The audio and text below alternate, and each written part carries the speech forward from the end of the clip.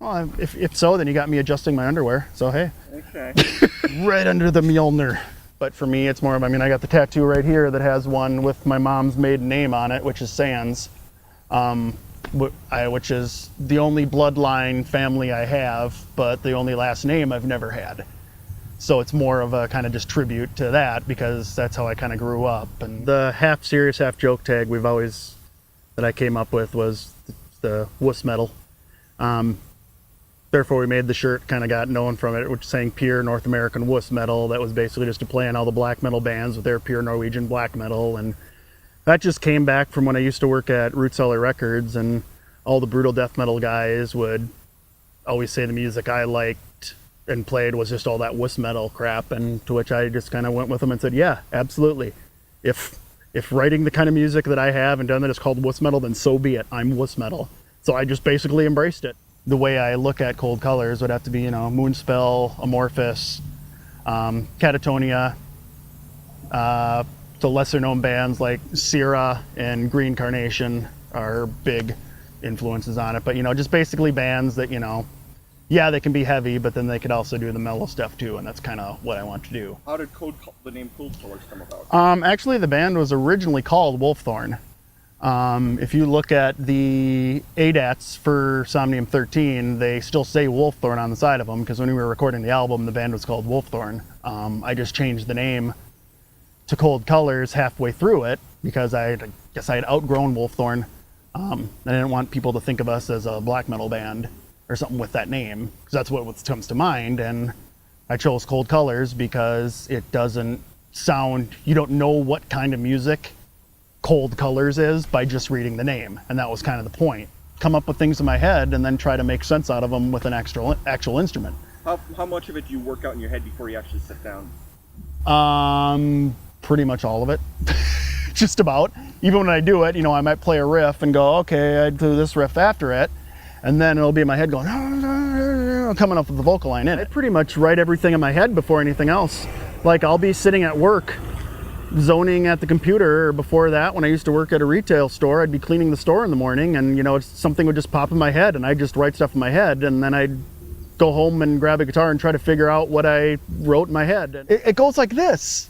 I guess I'm old school in that thing. It's like, I don't understand, that it's just like, no, I just wrote it. I didn't. Technology. No, yeah, I don't, yeah, I'm an old man, fine. I'll act like, oh man, you kids and your technology. Maybe that is it, because, when I write, I don't write stuff down when I do it. I have on my, I just got a new phone, so I don't really have it, but my old phone, before I replaced it, if you go to the voice recorder setting, there's tons of recordings of me going, because I'll come up with a riff in my head. And that's one technology thing I like. And it's like, oh, I'll just grab it and just hum it and then bring it home later and try to figure out what I was humming. Who do you find is good, lyrical influence? You go, boy, that person really always nails it out of the park all the time. Sentenced, without a doubt. Sentenced has the most fantastic lyrics I can think of. Lyrics just have this totally cynical, sad yet angry style to them. I mean, we're talking about a band who has a song called "Excuse Me While I Kill Myself." It's that kind of thing. It's a lot of the same way Typo Negative was with their lyrics. Well, they're being sad and depressing, but they're not sad and depressing people. They're just doing it, but they're doing it with just that tiny little hint of irony in it, which I absolutely love. You're writing sad bastard music, but you're not a sad bastard, and that's kind of what I like.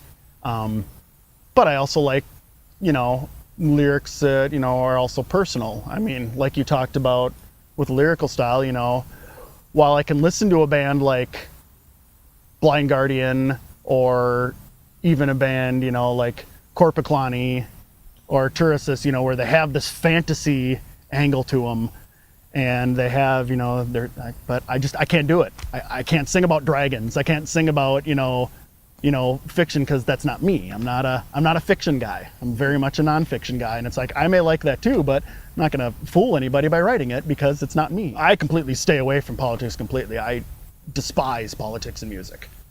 Hate it. Absolutely hate anything to do with it. Anytime I write lyrics, at least for Cold Colors, it's purely personal. I started off, a lot of them I was writing about dreams. because I'm just very obsessed with dreams, which is why the first album was called Somnium 13.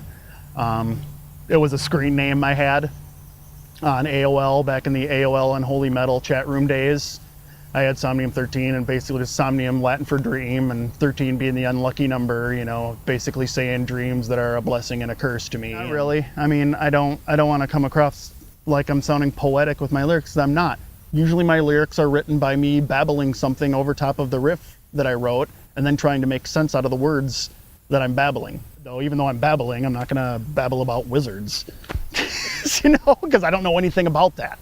I'm 36 years old and I've never been to the Renaissance Festival. Why would I start singing about dragons? It's obviously not me. Or now it's all about my personal emotions. Is without sounding, I'm not saying emo. The newer album has a lot more anger than the last one, whereas the last album in 2005, the lyrics weren't all by me, but the ones that were just very, she broke my heart, I'm sad lyrics. Our old guitarist Lance referred to it once as, you know, the sad melancholy stuff at the time was she broke my heart and I'm so sad, which then transferred to she broke my heart, so I'm gonna shove a grenade up her ass. And it's kind of the thing is, you know, I'm done being sad, I'm a happy suburban husband and father, but I'm also, you know, a lot of things anger me, so there's a lot more anger, I guess, now with the music, and I just feel more comfortable playing heavier stuff. Huge fan of the hair bands, and I have no problem admitting that. You know, I just say hair bands because that's generally what people think of, you know, but along with the thrash, that's what I grew up on. You know, I don't care if it's not cool to say you think Poison is a great live band. I think Poison's a great live band. I don't care if you don't think they're cool. They're really freaking good. And sure, they've become a parody of themselves with all their public Bret Michaels and CC DeVille on reality show things, but you know what? I've seen them numerous times in concert and they never disappoint, so be it. Yeah, that's right. I like Napalm Death and Poison, so what?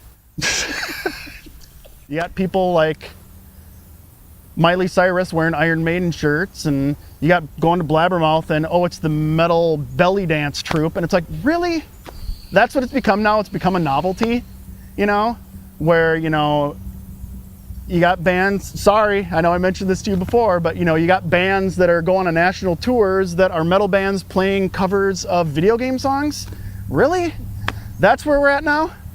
You know, we got a band like Death Clock that's a cartoon that tours. It's like, I'm sorry, I think I'm the only person on earth, but I don't think Death Clock is funny. I think it's stupid. Sorry, I know I'm alone on that one, and everybody, and I find the humor and I get the references, but I'm like, I don't think it's funny. I think it's really dumb. Ozzy was dressing up like B. Arthur, and yeah, and so Judas Priest were fighting Twinkies away from cave women in videos, but okay.